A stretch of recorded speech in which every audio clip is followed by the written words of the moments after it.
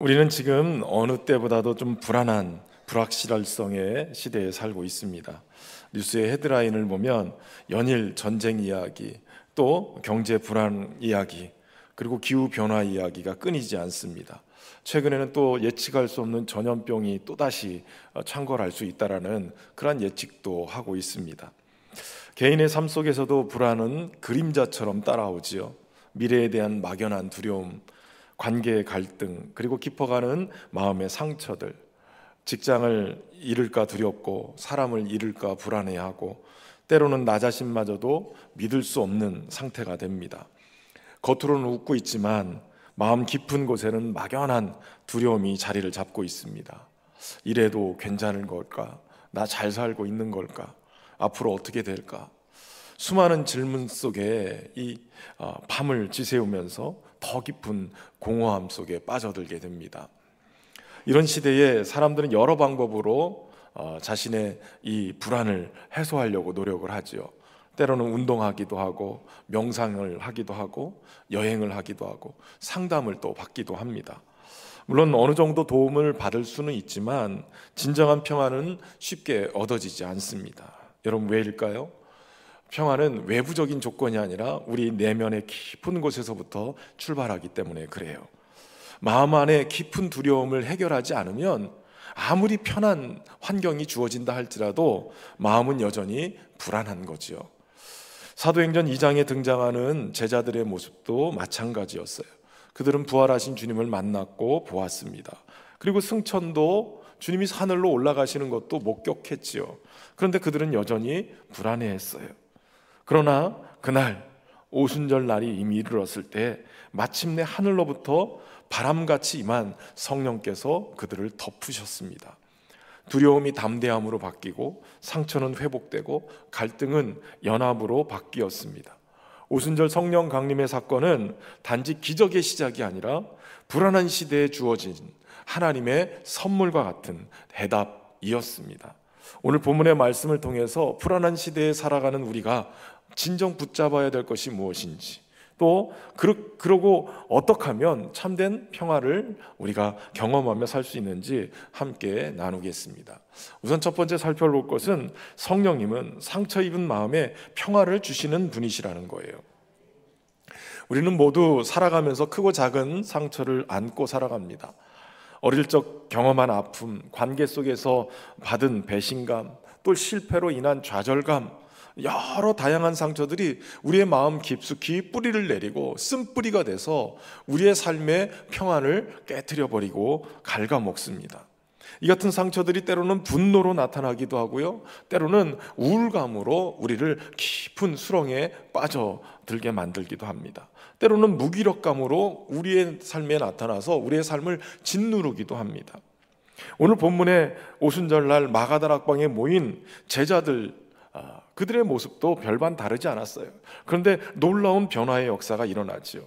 사실 당시 제자들은 예수님의 십자가에 죽은 부활 이후에도 여전히 혼란스럽고 불안한 상태였어요. 스승을 배신했다는 죄책감이 아직도 남아있어요. 예수님을 버리고 떠났던 그 후회가 남아있어요. 그리고 여전히 예수님을 십자가에 못 박았고, 그리고 여전히 교회를 위협하고 있는 박해자들 때문에 갖게 되는 두려움이 그들의 마음에 있었어요. 상처 입은 영혼처럼 그들은 방황하고 있었고 여전히 불안함에 사로잡혀서 평안이 없는 상황이었습니다. 그래서 그들은 마가의 다락방에 모여 있었어요. 숨어 있었던 거죠. 예수님이 살아계시다는 사실 하나만으로도 그들은 두려움을 이길 것 같은데 여전히 두려움을 가지고 있었어요. 그들에게 지금 필요한 것은 다른 것이 아니라 하늘로부터 주님이 내려주시는 평화입니다.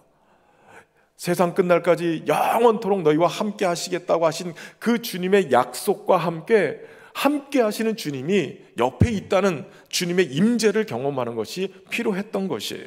바로 성령을 통한 임재, 그것이 그들에게 필요한 것이었죠.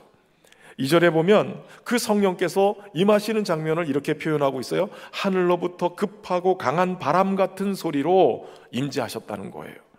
바람 같은 소리로 성령이 임하셨어요. 바람은 언제나 변화와 움직임의 상징이에요. 고요하고 정지된 방에 바람이 불면 그 공기가 순환이 되고 깨지고 흔들리기 시작해요. 여러분 잘 모르시지만 여기 선풍기를 딱 틀어놓으니까 바람이 옆에 있는 물건들을 흔들어 버리기 시작해요.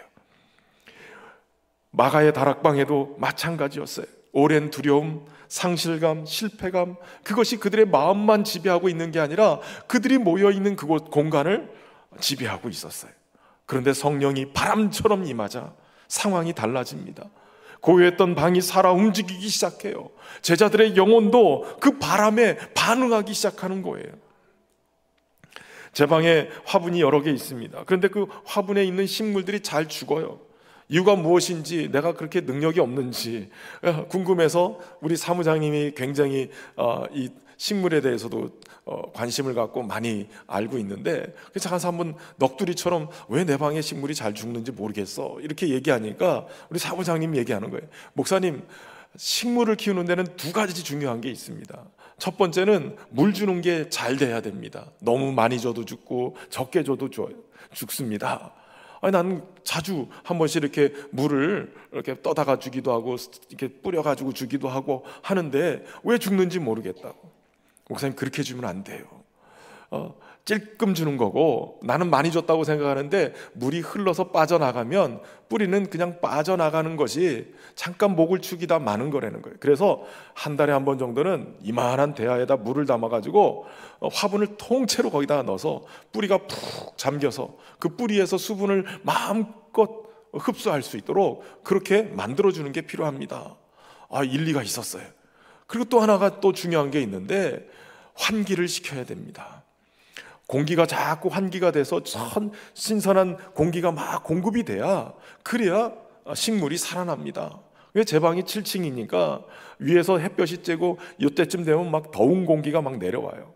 그러니까 문을 어떤 때는 닫아놨다가 이게 열어놔야 되는데 에어컨 틀고 잘 안 열어놓을 때가 있거든요. 그리고 환기가 안 돼서 자꾸 죽는다는 거예요. 제가 그걸 보면서 깨달은 거예요. 성령은 때로는 우리에게 생수의 강을 터뜨려서 우리의 목마른 영혼을 적시시고 개갈해 주시고 또 바람처럼 임하셔서 오늘 죽어있는 우리의 영혼이 호흡할 수 있도록 만들어 주시는구나. 여러분, 성령의 바람이 오늘 우리의 영혼에 불어서 우리의 영혼이 호흡하고 사는 역사가 일어나기를 주의 이름으로 축원합니다. 우리 예수님은 성령님을 소개하면서 보혜사 파라클레토스라고 소개하고 있어요. 요한복음 14장 16절 말씀 같이 한번 읽어볼까요? 내가 아버지께 구하겠으니 그가 또 다른 보혜사를 너에게 주사 영원토록 너희와 함께 있게 하리니. 아멘. 여기 주님이 또 다른 보혜사라는 말은 예수님 자신이 벌써 보혜사시고 주님이 아버지 품에 가시면서 다시 보내시는, 새롭게 보내시는 또 다른 보혜사가 바로 성령님이시라는 얘기예요. 여기 보혜사라는 단어가 파라클레토스라는 단어인데, 이 문자적으로 보면 곁에서 부름을 받은 자, 곁에서 돕는 자라는 뜻을 가지고 있어요. 고대 그리스 사회에서는 이 파라클레토스가 법정에서 사용되는 용어인데, 주로 이 피해자 옆에서 피고인을 돕는 변호사를 얘기할 때 이 단어를 써요. 니케아 신조에 보면 성령님을 어떻게 표현하고 있냐면, 성령님은 주님이시며 생명을 주시는 분으로서 아버지와 아들과 함께 경배와 영광을 받으시며 선지자들을 통하여 말씀하신 분이다 라고 고백해요. 그러니까 보혜사 성령님은 어떤 분이냐, 단순히 힘이나 에너지, 어떤 영적인 분위기를 만들어내는 그런 정도의 분이 아니라 실제로 살아서 역사하시는 인격체시라는 거예요. 그러면서 신자들의 삶의 주인이 되셔서 다스리시는 주관자가 되신다는 거예요. 우리의 일상 속에 실제로 임재하셔서 믿는 자들의 심령 깊은 곳에서 역사하시는 하나님, 단순히 도움을 주는 그 이상으로 우리의 삶 전체를 관통하는, 변화를 일으키는 그런 영적인 동반자다, 이렇게 설명할 수 있는 거예요. 여러분, 보혜사 성령님의 역할이 4가지 정도 정리할 수 있는데, 그 첫 번째는 위로자시라는 거예요. 컴포터예요. 낙심하고 지친 성도들에게 하나님의 위로를 전달하시는 분이 성령님이세요. 두 번째는 조언자예요. 카운슬러예요.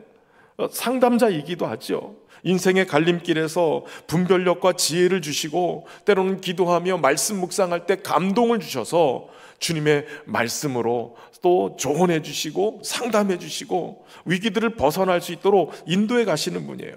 세 번째는 도움이에요. 헬퍼예요.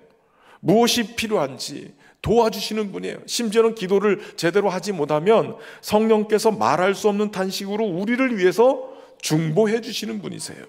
네 번째는 대변자세요. 죄책감이나 실수로 인해서 낙심하고 있는 성도들에게 보혜사 성령님은 우리 안에서 하나님의 긍휼과 우리가 어떤 은혜를 입고 있었는지 이걸 계속 생각나게 하시는 거예요. 대변해 주시는 거예요. 너 실패했지만 그러나 주님이 그거 알고 너를 구원해 주셨어. 그럼에도 불구하고 너를 붙잡고 계셔. 계속 대변해 주시는 거예요. 다시 일어설 수 있도록 영적인 힘을 주시는 분이 바로 성령님이신 거죠. 보혜사이신 성령님은 멀찍이서 우리를 그저 지나가는 말로 위로하시는 분이 아니라 우리 곁에 오셔서, 아니 우리 안에 계셔서 함께 아파하시고 우리를 치유하시고 회복해 주시는 분이세요. 우리가 다 말하지 못한 우리의 상처의 언어들도 이해하시고 가장 깊은 곳을 어루만지셔서 치유하시는 분이 바로 성령님이시라는 거죠. 요한복음 14장에 보면 예수님은 제자들에게 내가 너희를 고아처럼 버려두지 않고 성령을 보내시겠다라고 약속했어요.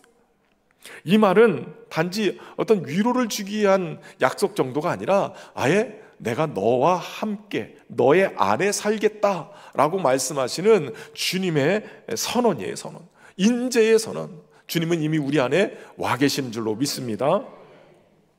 한 자매님이 계세요. 어린 시절 부모님의 이혼 때문에 마음에 깊은 상처를 안고 살아갔어요. 늘 사랑받지 못하고 버려질지 모른다는 불안감에 시달렸고 사람들 앞에서 자신을 드러내는 것을 두려워했어요. 그런데 어느 날 성령 집회 와서 깊이 뜨겁게 기도하는 중에 전혀 그전에는 경험하지 못한 따스함, 깊은 사랑을 그 안에서 경험하게 됩니다. 마치 따스한 빛이 자신의 상처 입은 영혼을 감싸는 듯한 그런 느낌을 받는 거예요. 우리 경배 찬양곡 중에 그런 거 있잖아요. 따스한 성령님. 여러분 예배 때 주님의 이 따스함, 요즘은 따스한 것보다 시원한 게 더 좋긴 하지만 그 따스한 포근히 감싸주시는 주님의 은혜를 경험한 거예요. 놀라운 것은 그날 이후로 이 자매는 더 이상 과거의 상처에 묶이지 않게 됐어요. 왜냐하면 성령께서 그 마음을 치유하시고 진정한 평안을 주셨기 때문에 그래요. 이번에 권사의 수련회를 1박 2일 일정으로 전주와 군산에 선교사님들의 순례 일정들을 이렇게 찾아다녀왔습니다. 140년 전에 군산항으로 첫 발을 디딘 전킨 두루 선교사님들, 이들의 선교 여정 그리고 기념관과 선교사 묘역들을 이렇게 돌아보면서 그들을 통해서 행하신 주님의 일하심을 보게 됐고 또 그들의 헌신과 순종이 어떤 열매를 갖고 오게 됐는지 이렇게 살펴볼 수가 있었어요. 특별히 이 전킨 선교사 내외가 1892년에 미국 남장로교에서 보낸 7명의 선교사 중에 한 사람이었는데 이 조선에 와서 굉장히 죽을 고비를 넘기고 그러면서 헌신적으로 선교 활동을 하게 돼서 이쪽 군산하고 이 전주 쪽에는 아주 굉장히 중요한 역할을 하셨어요. 그런데 그분의 여정을 이렇게 보다 보니까 그분의 묘비에 그 순교 기념비에 보니까 자녀들이 8명 중에 3명이 죽었어요. 풍토병으로 알았어요. 그 묘비에 날짜를 제가 봤어요. 사진 한번 보여주세요. 날짜를 보니까 첫 번째 죽은 이 조지라는 아이 날짜가 1893년 4월 23일인데 94년 11월 30일에 죽었어요. 그러니까 2년 정도밖에 못 사는 거죠. 근데 두 번째 죽은 이 시드니를 보니까 이 아이는 2달 살았어요. 2달. 세 번째 죽은 이 프란시스라는 아이는 20일밖에 못 사는 거예요. 이 세 아이를 잃어버리면서 선교사님 마음이 어땠을까? 도대체 뭐가 좋다고 조선까지 날아와서 100여 년 전에 자식들을 잃어가면서 선교를 할 수 있었을까? 사실 이런 상황 속에서도 전킨 선교사는 전주와 군산, 목포 여기에 학교와 병원, 교회들을 세워왔어요. 전주에 가면 서문교회라는 교회가 있는데 전주 최초의 교회예요. 그 서문교회 목회를 하면서 또 그곳에 있는 학교들을 세워가고 예수병원 세워가면서 그렇게 해나갔어요. 이분도 43세에 풍토병으로 순교를 하게 됐는데, 그가 세상을 떠나기 전에 마지막 한 말이 그의 딸 메리의 편지에 남겨져 있는데, 이런 말을 하고 순교를 했다는 거예요. 제가 한 일을 희생이라고 말하지 마세요. 그런 기회를 주신 것에 감사합니다. 이것이 죽음이라면 참 좋군요. 저는 정말 행복합니다. 여러분, 어떻게 이렇게 고백할 수 있을까요? 엄청난 상처가 그 안에 있었을 텐데, 저는 한 가지로 봐요. 바로 그와 함께 동행하시는 성령님이 때마다 시마다 위로해 주시고 힘 주시고 일어설 수 있도록 만들어 주셨기 때문에 그래요. 여러분, 이사야 선지자가 이사야 61장 1절에 메시아가 오셔서 하실 일을 이렇게 기록하고 있어요. 주 여호와의 영이 내게 내리셨으니 이는 여호와께서 내게 기름을 부으사 가난한 자에게 아름다운 소식을 전하게 하려 하심이라. 나를 보내사 마음이 상한 자를 고치며 포로된 자에게 자유를, 갇힌 자에게 노임을 선포하며 라고 얘기해요. 그러니까 메시아가 오셔서 하실 일이 뭐냐? 마음이 상한 자를 고치고 포로된 자가 자유로워지고 갇힌 자가 노임을 받게 된다는 거예요. 단순히 육체적인 치유만을 얘기하는 게 아니라 영혼 깊이 뿌리를 내리고 있는 이 쓴뿌리를 걷어내시고 깊은 상처를 치유하시고 회복하시겠다는 약속인 거예요. 이것은 성령을 통해서 일하시겠다는 거죠. 존 스토트 목사님이 그리스도의 십자가라는 책에서 예수님의 십자가 죽음이 우리의 죄를 용서할 뿐만 아니라 우리의 상처 입은 영혼을 치유하는 근거가 된다라고 얘기했어요. 그런데 여러분, 성령님이 어떤 일을 하시느냐? 바로 예수님의 십자가 능력을 우리 안에 적용시켜서 바로 우리의 상처 입은 영혼을 치유하게 만들고 평화를 가져오게 하시는 분이 바로 성령님이시라는 거예요.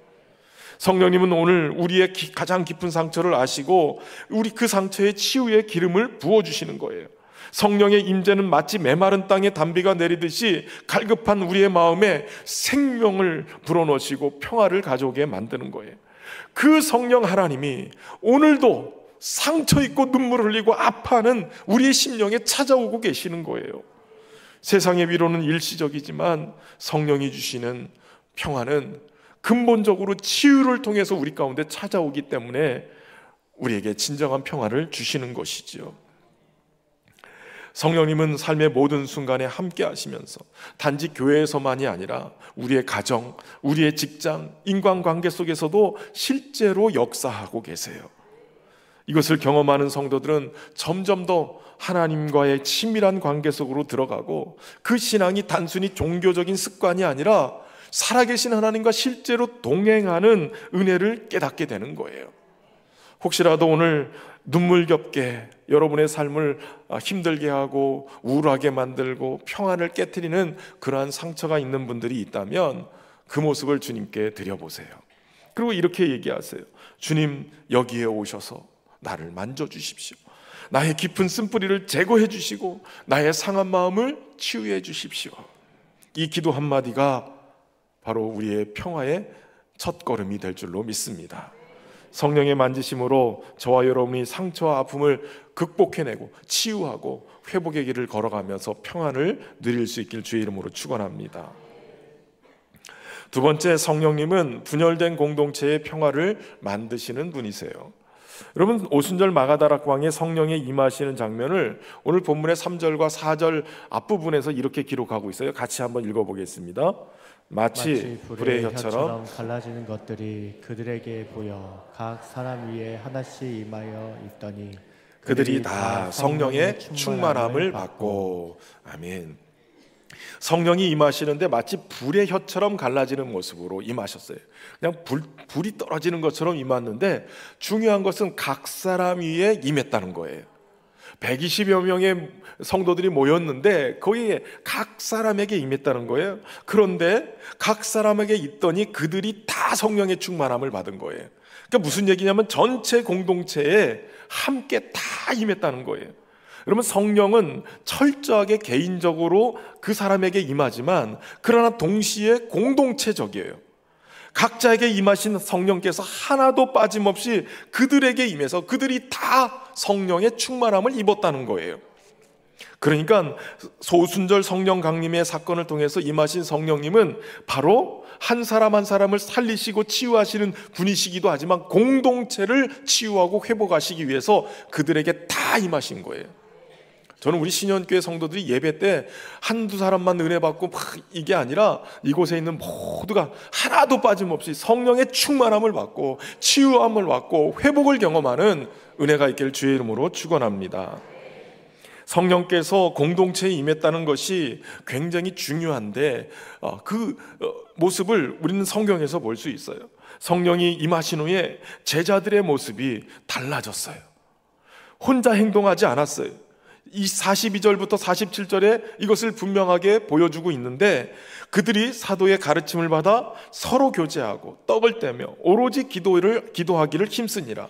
사람마다 두려워하는데 사도들로 말미암아 기사와 표적이 많이 나타나니 믿는 사람이 다 함께 있어 모든 물건을 서로 통용하고 또 재산과 소유를 팔아 각 사람의 필요를 따라 나눠주며 날마다 마음을 같이하여 성전에 모이기를 힘쓰고 집에서 떡을 떼며 기쁨과 순전한 마음으로 음식을 먹고 하나님을 찬미하며 온 백성에게 칭송을 받으니 주께서 구원받는 사람을 날마다 더하게 하시니라. 한마디로 얘기하면 혼자 행동하지 않고 그들은 함께 먹고 함께 기도하고 함께 살아가기 시작했어요. 서로 물건을 통용하기도 하고 날마다 마음을 같이하여서 성전에 모이기를 힘썼다는 거예요. 그러니까 성령의 역사 속에 세워진 교회 공동체는 경쟁이나 분열이 아니라 그곳에 성령이 임하셔서 하나됨을 이루고 샬롬, 하나님의 평강을 이루는 공동체가 되어졌다는 거예요. 저는 우리 신현교회가 그런 성령 충만해서 하나됨으로 평화로운 공동체 되기를 주의 이름으로 축원합니다. 그리고 성령께서 임재하시고 나서 그들에게 변화가 일어난 것 중에 하나가 그들의 언어가 바뀌었다는 거예요. 언어가 하나가 됐어요. 제가 말하는 것은 그들의 언어가 여러 나라 말이 있었는데 이게 한 나라의 말로 바뀌었다, 하나 됐다는 얘기가 아니에요. 그들의 언어가 같은 말을 담고 같은 내용을 담고 있다는 얘기예요. 오순절 날에 예루살렘에는 유대인들뿐만 아니라 세계 각국에서 몰려온 디아스포라 유대인들, 이들이 모였어요. 그들의 언어가 다르고 문화가 달랐어요. 그런데 성령이 임하시자 제자들이 오늘 본문의 4절에 보니까 다 성령 충만을 받고 성령의 말하게 하심을 따라 다른 언어들을 말하기 시작했어요. 여러분, 그들이 성령의 말하게 하심을 따라서 다른 언어들로 말을 했는데 중요한 것은 각자 다른 나라에서 온 사람들이 자신들의 언어로 지금 제자들이 말하는 것을 들었는데 무슨 얘기였느냐? 하나님의 큰일 행하심을 말하기 시작했다는 거예요. 다시 말하면 예수 그리스도를 통해서 온 인류의 죄를 대속하게 하시고 예수님을 믿으면 구원받는다는 이 복음의 메시지를 전하게 하셨다는 거예요. 이들의 사이에 장벽을 허물고 하나 되는 촉매제로 그들의 언어를 사용하셨는데 바로 그 언어에 담긴 내용을 가지고 그들을 사용하셨다는 거예요. 여러분, 교회가 은혜 받으면 어떻게 해야 되냐? 언어가 달라져야 돼요. 망하게 하는, 분열시키는 언어가 아니라 주의 성령이 하나 되게 하시는, 덕을 세우고 위로하는 말, 믿음의 말들을 해야 되는 거예요. 예수님의 말들을 해야 되는 거죠.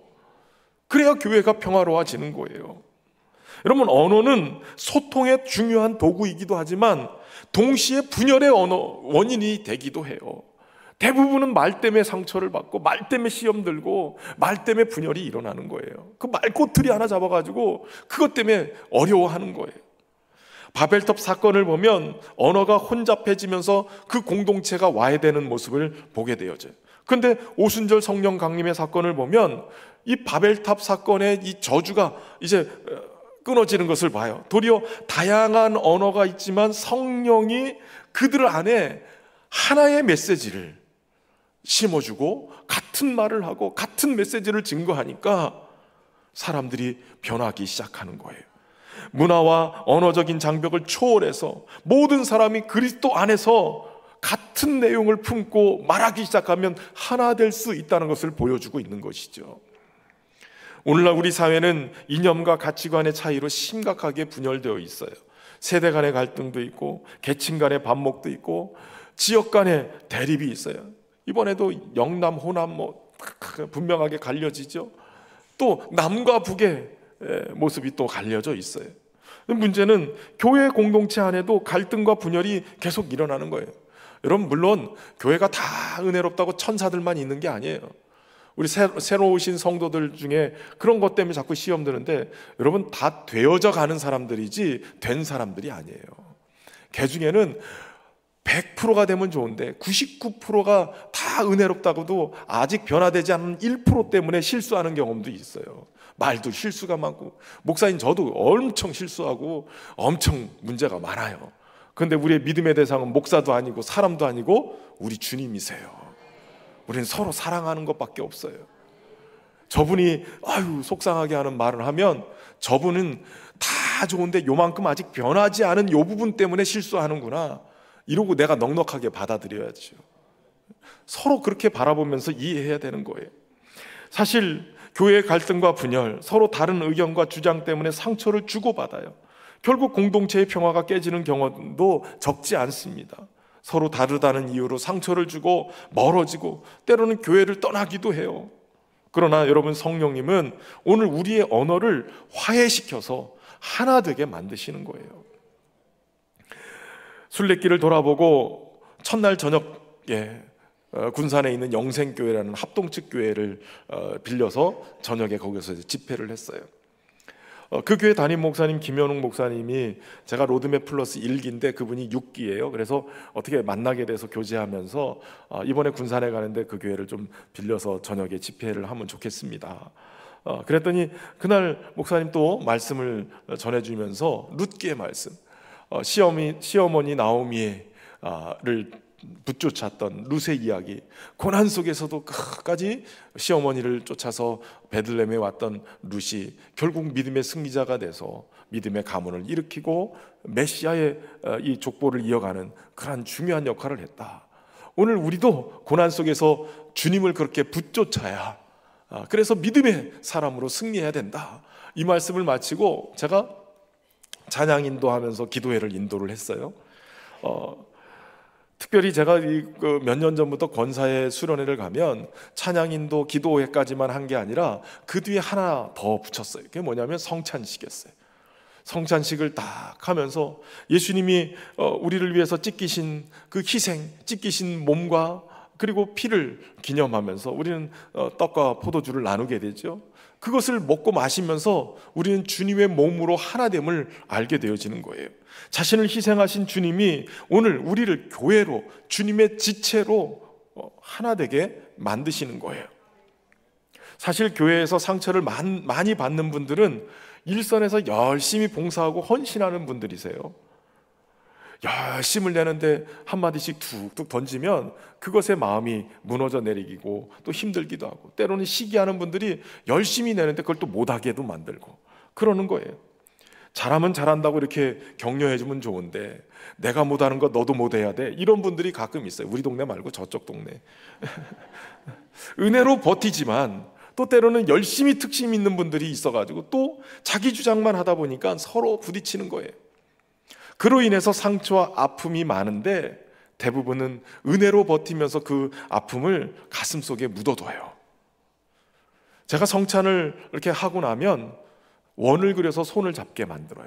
권사님들이 땡 둘러서 원을 그리고 손을 잡습니다. 그리고 그들을 축복하면서 축복송을 불러주고 함께 위하여서 기도해줘요. 우리 권사님들이 여러 가지 어려움이 있을 텐데 하나님 힘주시고 잘 감당하게 해주십시오. 나를 위해서가 아니라 옆 사람을 위해서 기도해 주는 거예요. 그리고 나서 서로 안아주면서 수고했습니다, 사랑합니다, 그러면서 안아주라고 얘기를 해요. 그러면 어떤 일이 벌어지는 줄 아십니까?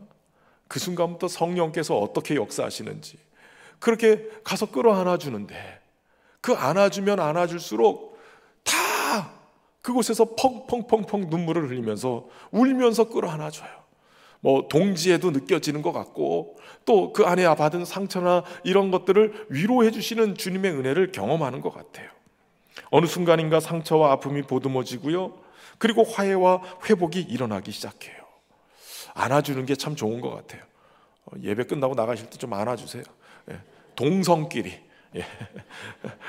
재미있는 거는요, 우리가 여태까지는 교회만 빌려서 다른 그 교회 교인들이 막 같이 참여하고 이런 적이 없었거든요. 목사님만 와서 설교하고 갔는데, 그날은 우리 영성교회 목사님이 설교한다고 그러니까 찬양팀도 딱 준비하고 있고, 환영한다고 또 안내위원들이, 권사님들이 몇 분이 딱 옷을 입고 준비해가지고 딱 환영을 해주셨어요.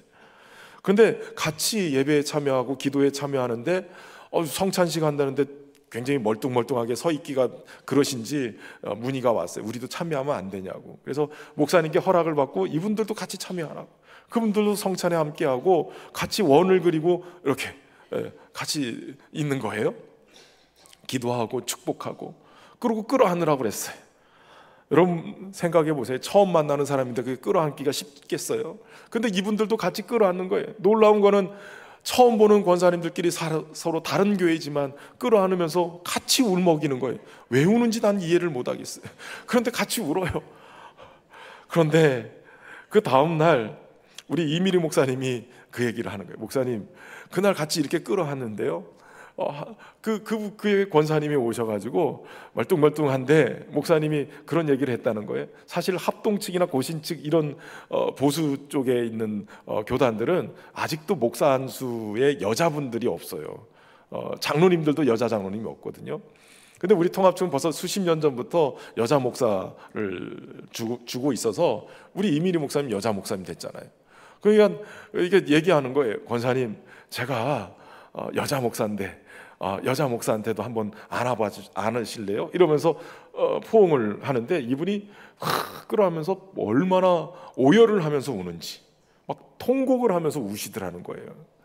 여러분 마음이 외롭고 울적하고 쓸쓸하면 이미리 목사님 찾아가세요.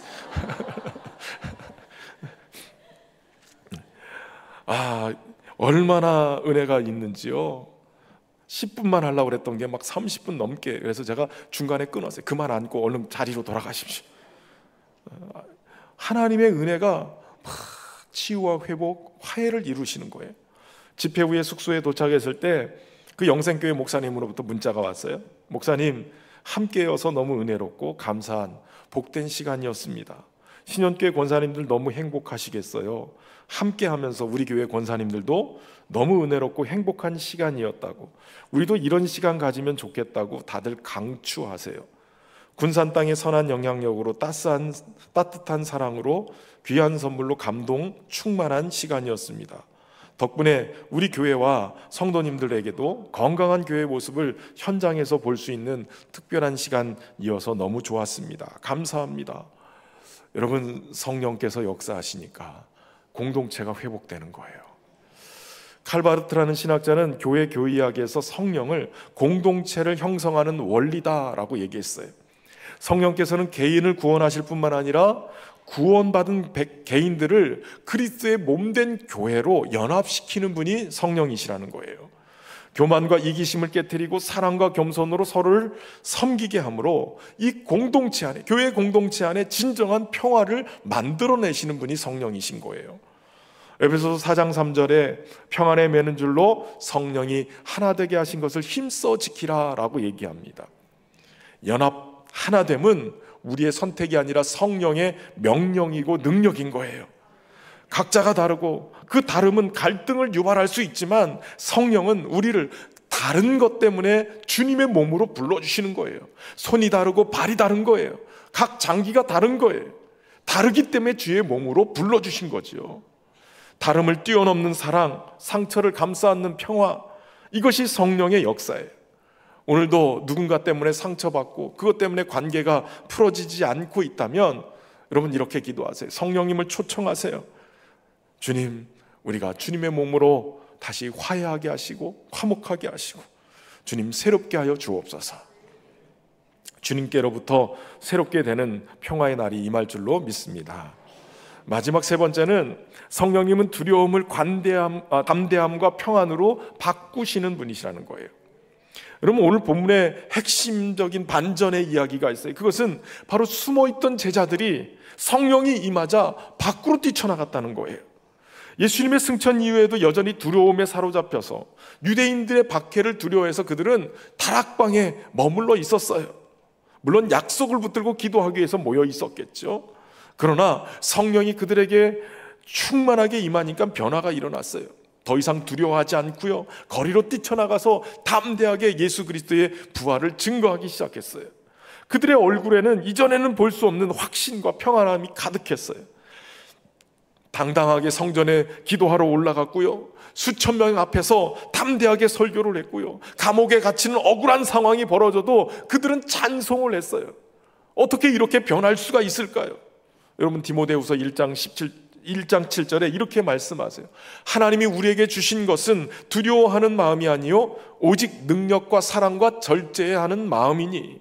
여러분, 하나님이 주시는 그 마음은 두려움이 아니라는 거예요. 우리에게 능력을 주시고 담대함을 주시는 거예요. 성령은 단지 따뜻한 위로만 주시는 분이 아니라 능력의 영이신 그분이 우리에게 담대함을 주시는 분이시라는 거예요. 감정을 초월한 하늘의 담대함을 덧입기를 주의 이름으로 축원합니다. 성령님으로 인해서 두려움에서 벗어나 그들은 담대할 수 있었고 평안할 수 있었어요. 팀 켈러 목사님은 성령의 평안은 상황의 평온함이 아니라 상황을 뛰어넘는 담대함이다 라고 얘기했어요. 불안한 환경 속에 우리는 살아가지만 성령이 우리의 삶 속에 임하면 우리는 세상과 다른 방법으로 평안을 누릴 수 있어요. 하나님이 나와 함께 하신다는 이 확신 때문에 마음의 평화를 누리고요, 그 확신은 곧 성령이 우리에게 주시는 믿음을 통해서 나타나는 거예요. 성령이 임하시면 두려움이 사라지고 삶이 담대해져요. 그렇다고 모든 문제가 사라지는 것은 아닙니다. 그러나 문제를 대하는 우리의 마음의 태도가 달라지는 거예요. 성령이 주시는 확신, 담대함, 그 안에 평화를 저와 여러분이 누리게 되는 줄로 믿습니다.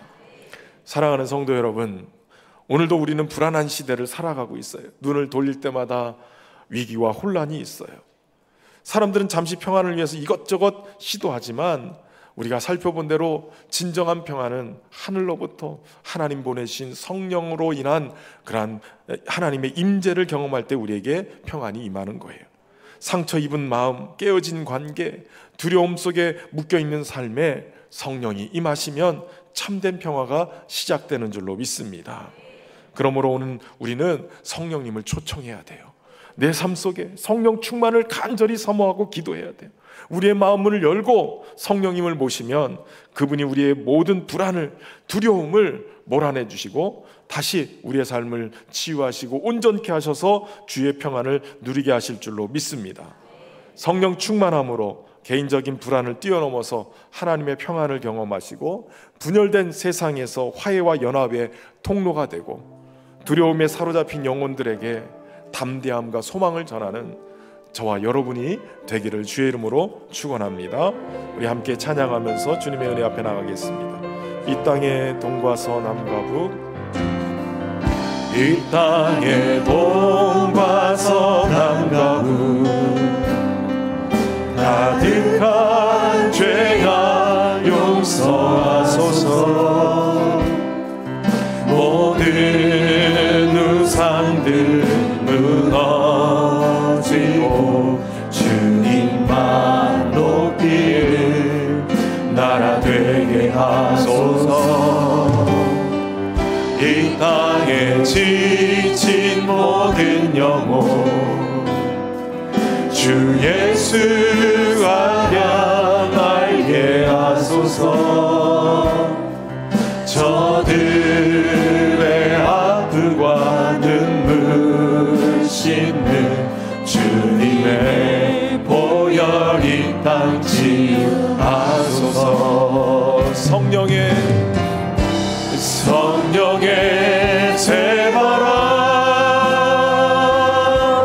이 땅에 불어오소서. 주의 영을 생기로 우리를 다시 살리사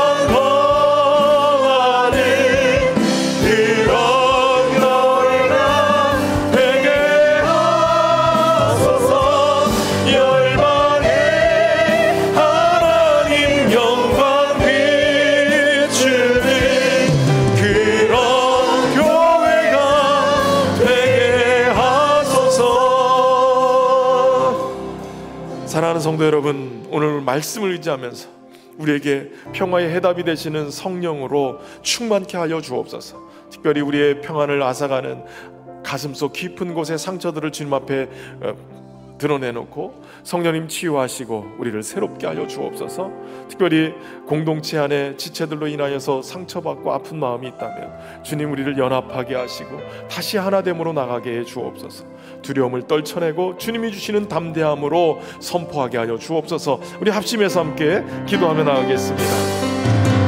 살아계신 하나님 아버지, 오늘도 성령님을 보내셔서 우리의 영혼 가운데 주님을 바라보게 하시고 오늘도 깊은 마음의 상처들과 아픔으로 인하여서 고통하며 우는 아파한 우리 모두에게 주님 주의 치유와 회복으로 인하여서 다시 한번 우리 인생이 주님의 평화를 누릴 수 있도록 인도하심에 감사합니다. 성령의 새바람이 불게 하여 주셔서 영혼의 묶임들이 풀어지게 하시고 하나님 치유하심을 경험하며 새로워지는 역사가 있게 하여 주옵소서.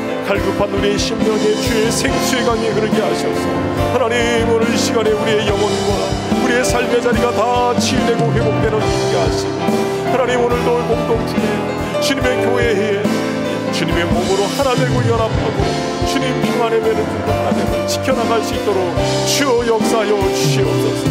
우리의 두려움이 사라지게 하시고 오직 담대함과 우리 주님이 주시는 평화가 우리의 삶을 지배하게 하시고 하나님 오늘 우리가 나가서 예수 그리스도로 말미암아 이 놀라운 평화가 우리 가운데 있음을 선포하며 그 평화를 전하는 자들이 되게 하여 주시옵소서. 주의 풍성한 은혜로 우리를 새롭게 하시고 이끌어 주시기를 예수님으로 기도합니다. 아멘. 찬양합니다. 사랑과 은혜가 풍성하신 하나님 아버지, 이 불안한 시대를 살아가며 우리의 마음속에 자리 잡은 모든 불안과 두려움을 주님께 내어놓습니다. 오늘 말씀처럼 우리에게 성령을 충만하게 부어주셔서 우리의 상처 입은 마음을 치유하시고 깨어진 공동체성을 회복시켜 주시고 두려움을 담대함과 평안으로 바꾸어 주옵소서. 세상이 줄 수 없는 참된 평화를 저희 안에 충만하게 하셔서 주님의 평화를 세상에 전하는 복의 통로로 사용하여 주옵소서. 예수님의 이름으로 기도하옵나이다.